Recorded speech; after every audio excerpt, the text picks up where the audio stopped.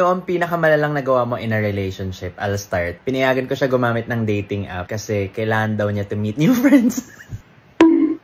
Ba't tumatawa? Kumuha pa ako ng playlist niyan sa Spotify nung nag-break kami. Ang title, To the Moon and Never Back. O, diba? Ang dramatic ko nun. Pero in my head, gusto ko talagang title, Mama Mo Forever.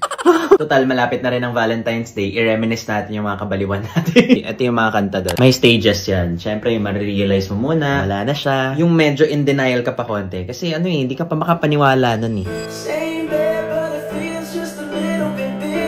May times na may inis ka kasi, bakit sa akin pa nangyari? Bakit? Why me?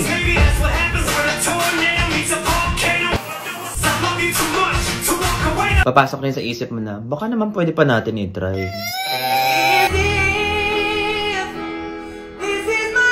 Diba, may mga certain songs na pag narinig mo, may maaalala kang mga specific moments. Lalo na yung mga senti-senti. Natanggap ko na, Jane Wanda. Mag-aalaga na lang ako ng dagang Costa.